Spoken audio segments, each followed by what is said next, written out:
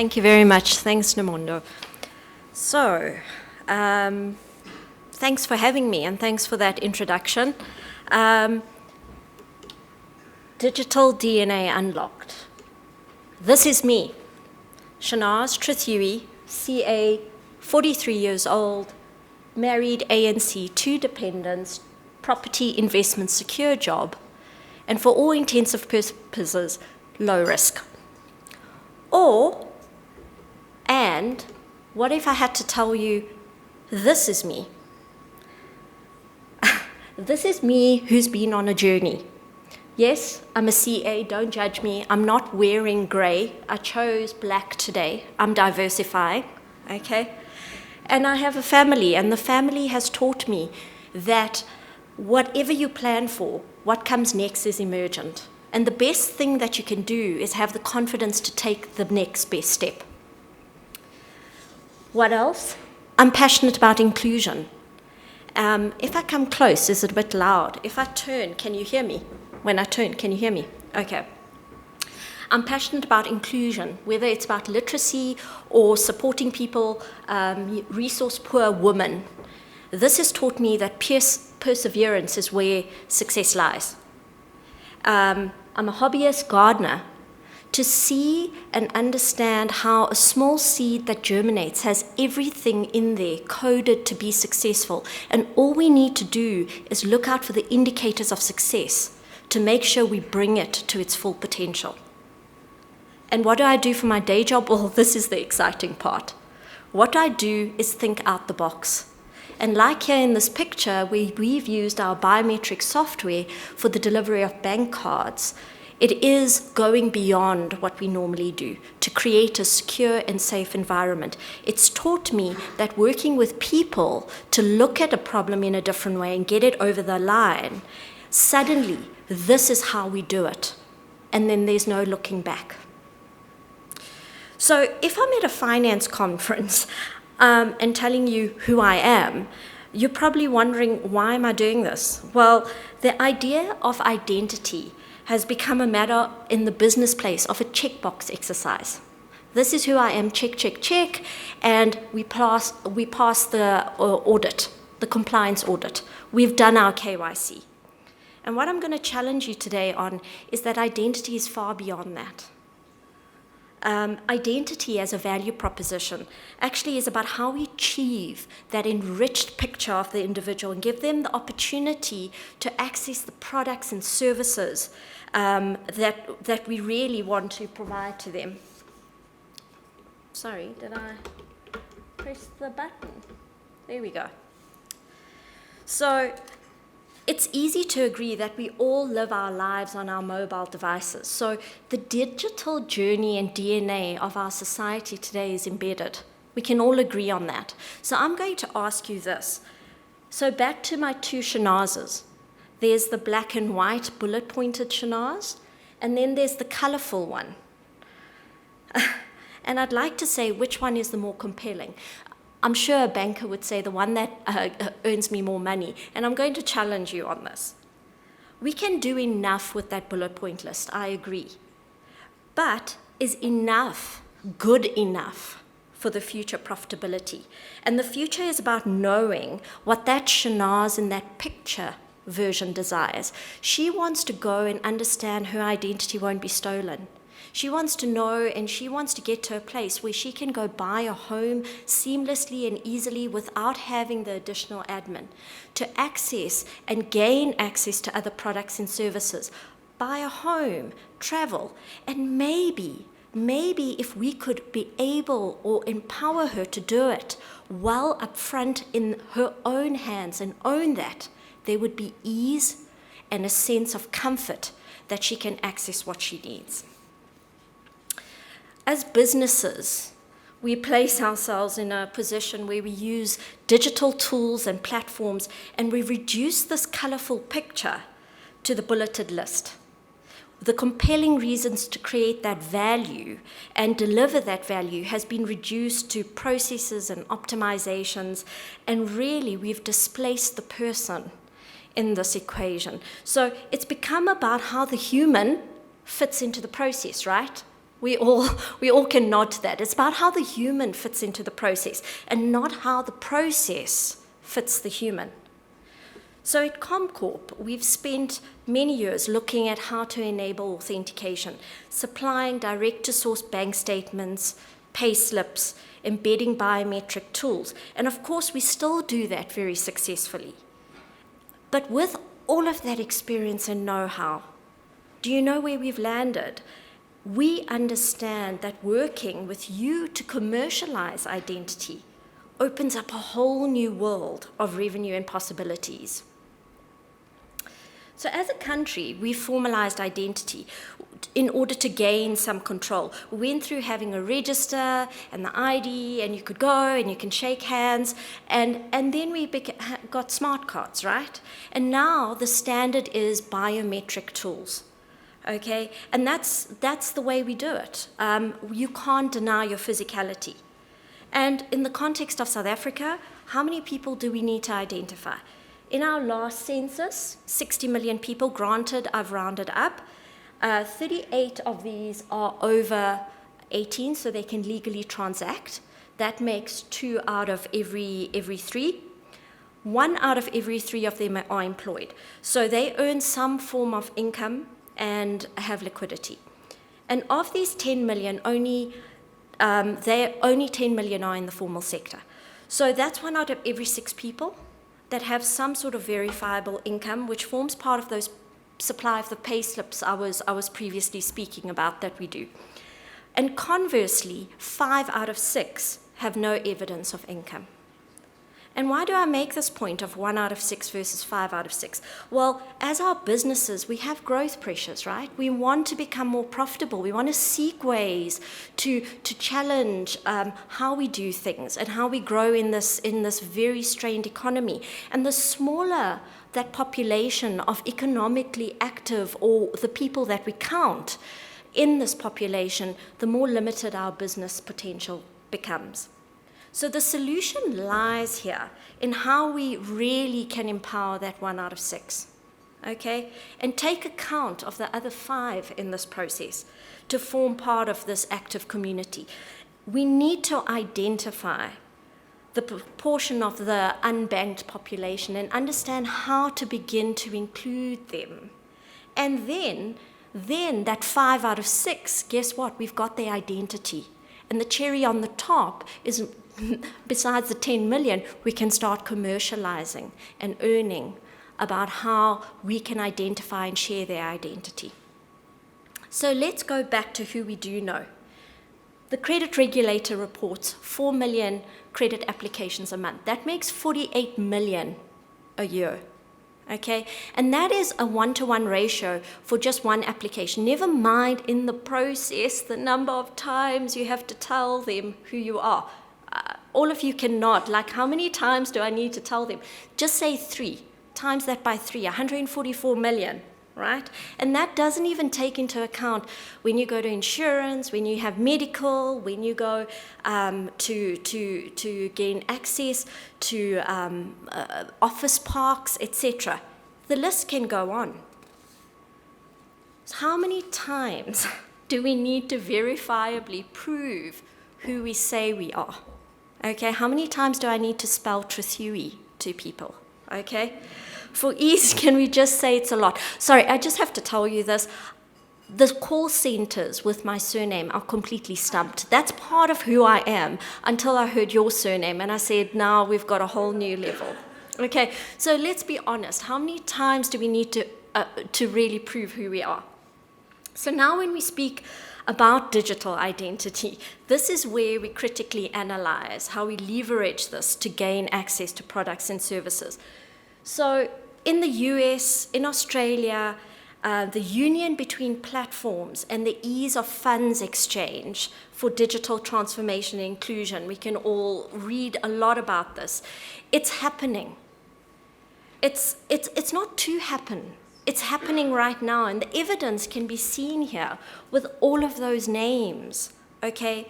And South Africa's banking sector in the past, was really at the forefront of, in years gone by, of creating the concept of reciprocity, where we actually formed SACRA and the basis and the foundations of how we share information to allow us to transact better.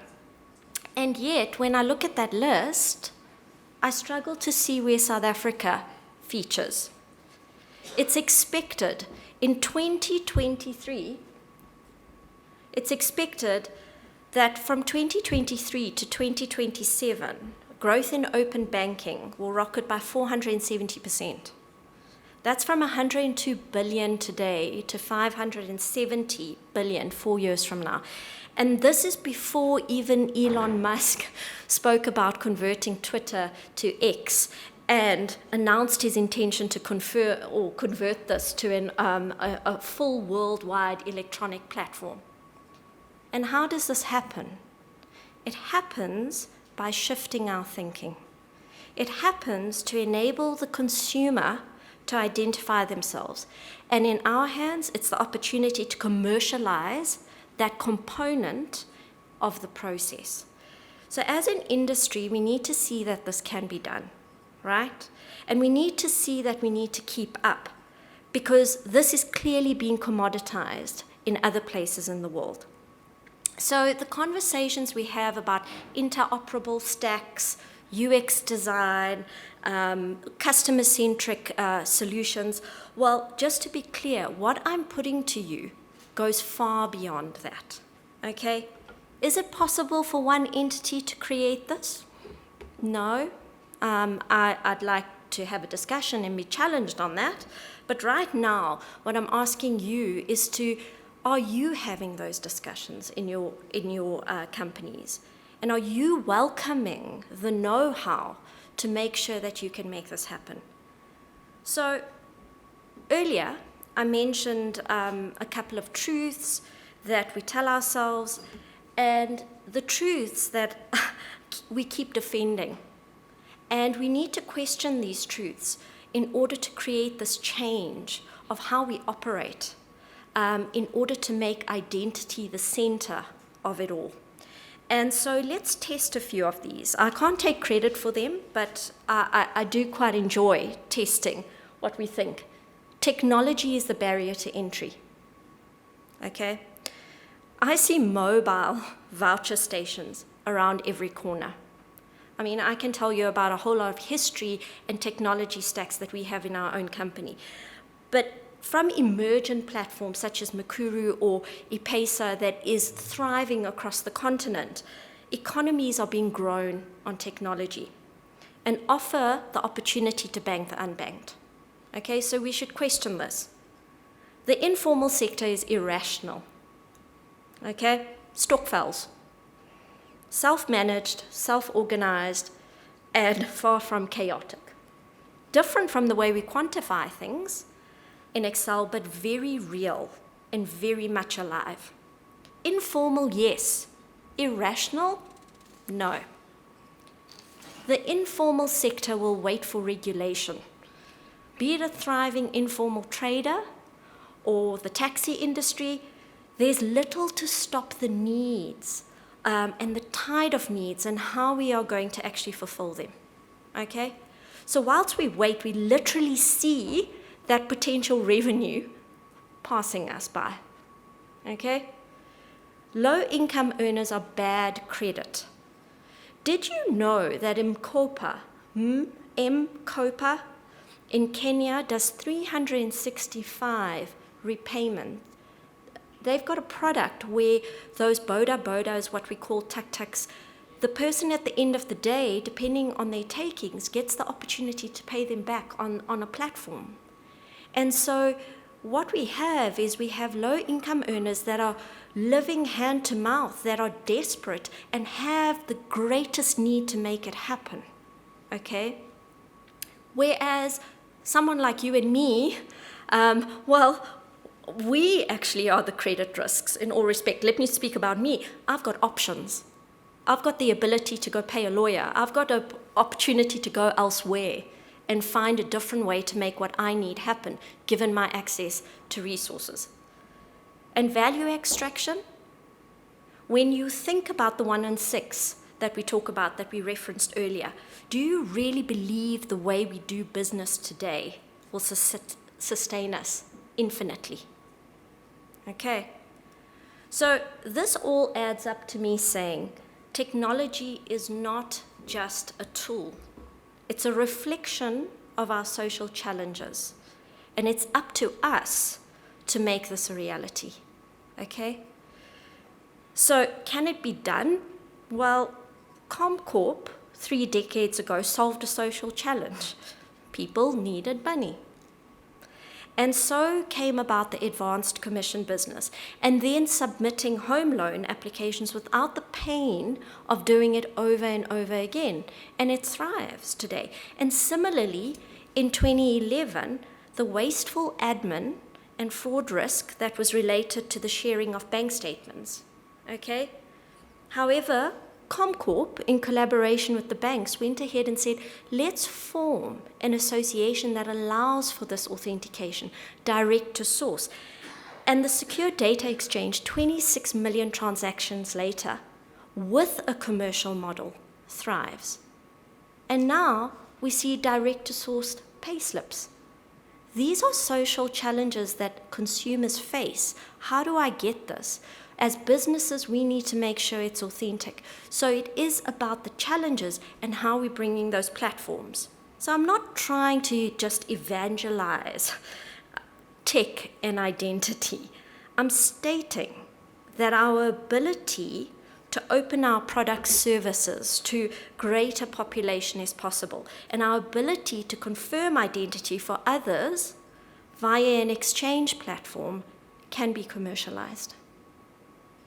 So if you are a CEO, a CIO, a COO, any letter of the alphabet sitting out there, you should be having this conversation. If it's on your agenda, or you don't have it on your agenda, this is the time and place to have a conversation with us. I mean, I've got some other letters joining me today here, my colleagues. Let's have that conversation.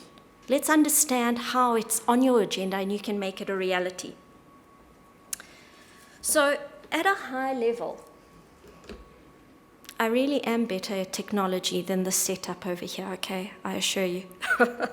At a high level, we employ that dry box checkbox exercise that matches people to information.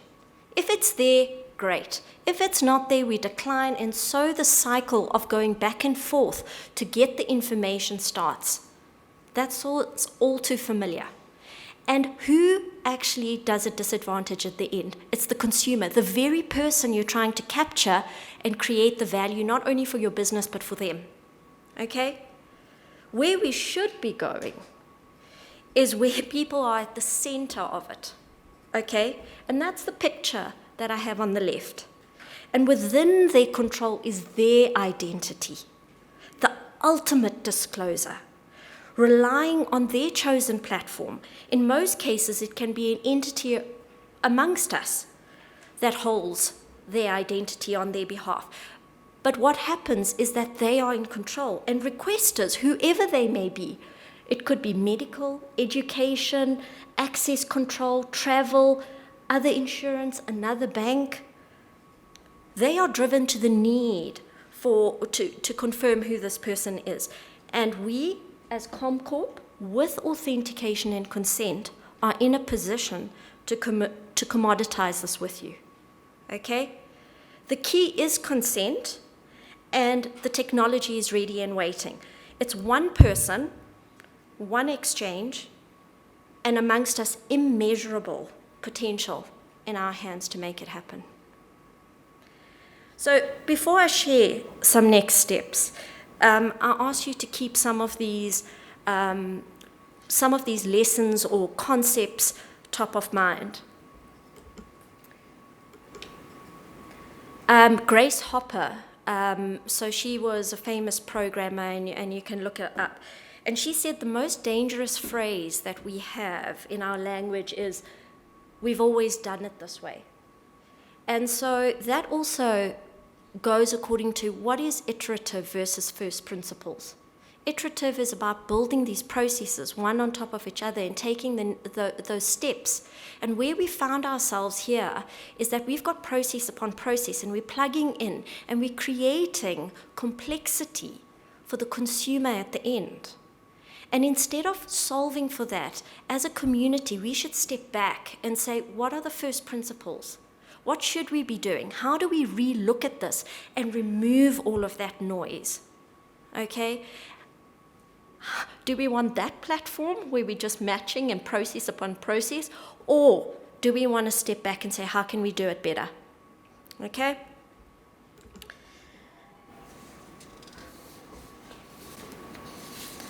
Big picture.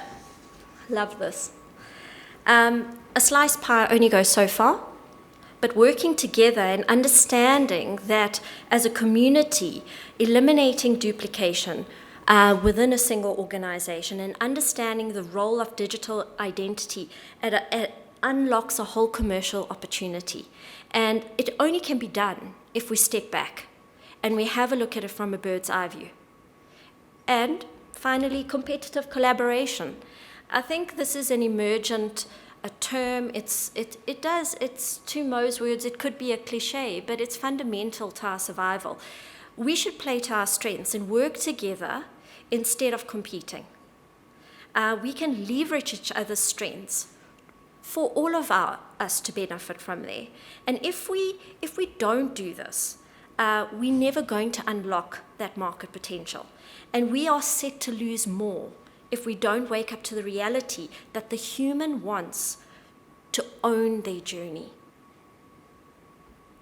And after all of this, what are your next steps? We always want to know what to do next. So it's very simple. Have a conversation. Reach out, have a deep technical conversation on what this means for your company, your growth opportunity. As I mentioned, it should be on your agenda. And reaching out could mean the difference between you being the Nokia to the Apple in this equation. Okay? Work to understand what commoditizing identity means to your commercial returns. This is ripe for the taking.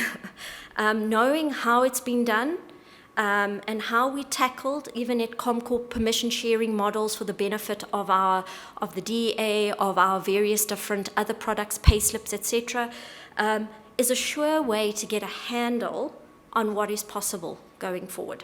And simply take action. Okay? Whether it's the next time you're in a meeting or speaking, really, it's about adding value to the customer. And let that be the moment where you recognize the fork in the road. Steve Jobs said, technology itself does not make leaders.